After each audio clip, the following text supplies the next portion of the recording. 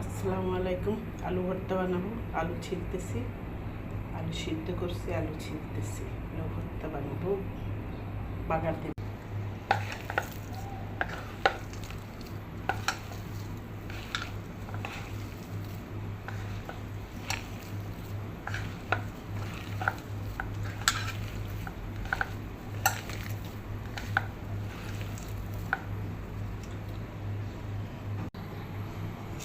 হয়ে গেছে আমার বাটার দিয়ে আলু ভর্তা বাজার, বাটার দিয়ে আলু ভর্তা বাজার হয়ে গেছে।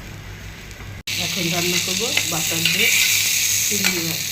আলু ভর্তা বানানো হয়ে গেছে বাটার দিয়ে, চিংড়ি মাছ দিয়ে বাটার দিয়ে ভাজছি।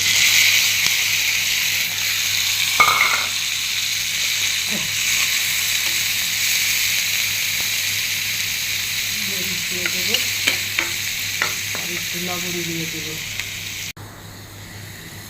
দিয়ে দিচ্ছি পেঁয়াজ।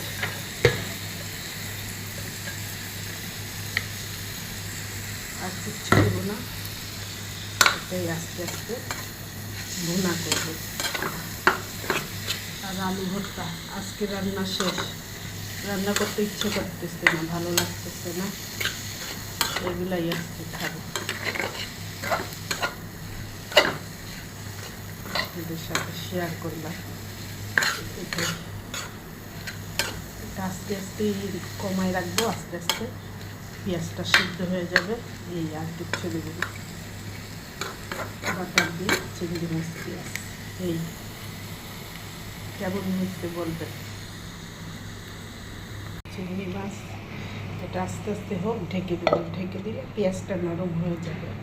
ঢেকে দিচ্ছি, আস্তে আস্তে হতে থাক। হচ্ছে আর একটু সিদ্ধ হোক।